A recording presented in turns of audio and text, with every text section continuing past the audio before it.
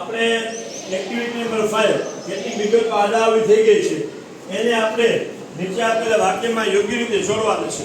દાખલા તરીકે હેત તો શું આવશે? At the circus. અને ક્યારે? તો કે લાસ્ટ નાઇટ એટલે શું થાય? રાત્રિ. અને નજીક આવીએ વિજ્ઞાન નજીક. લાસ્ટ નાઇટ એટલે યસ્ટર. પછી વંદના તો ક્યાં છે? At the post office. અને ક્યારે? Today morning. Doctor Shah at the ક્યારે? ઓન મંડે.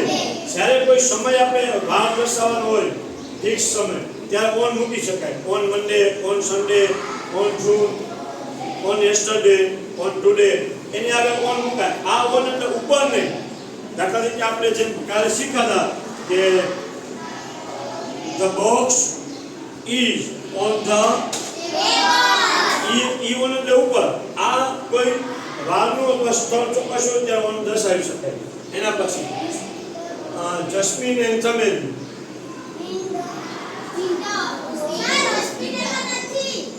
તો શું છે? હા, જસ્મીન એન્ડ ચમેલી શું આવશે? જસ્મીન એન્ડ ચમેલી જો ઇટ્સ ઇન ધ હોસ્પિટલ. આમાં એની મીટિંગ હતું બરાબર 5 ઇન ધ હોસ્પિટલ. ક્યારે? ઓન મંડે. છેલ્લું વાળો વાંચો.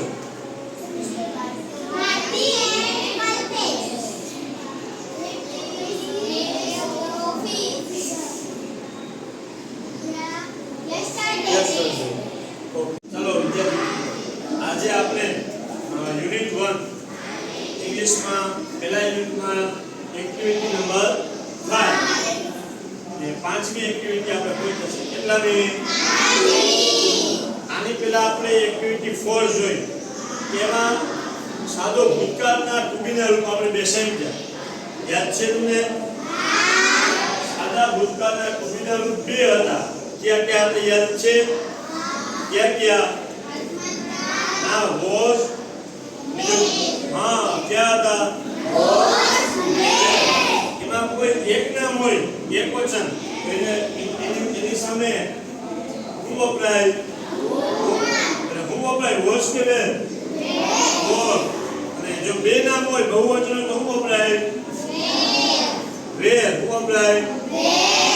આપણે ગયા નેક્સ્ટ લાસ્ટ વીકમાં આપણે જોયું. તો આ એક્ટિવિટીની અંદર આપણે જોશું મહિના આગળ સવારે પોસ્ટ ઓફિસે હતી ત્યાર પછી બીજું છે ડોક્ટર શાહ. તો ડોક્ટર અહીં કેટલીક વ્યક્તિઓની વિગત આડાઅવળી થઈ ગઈ છે. નીચે આપેલા વાક્ય વાંચો અને તે વિગતોને યોગ્ય રીતે જોડો. જો દાખલા તરીકે પહેલું નામ કોણ છે? પછી વંદના, પછી ડોક્ટર શાહ, પછી જસ્મીન એન્ડ ચમેલી, પછી મિસિસ વાઘેલા, પછી કોણ છે?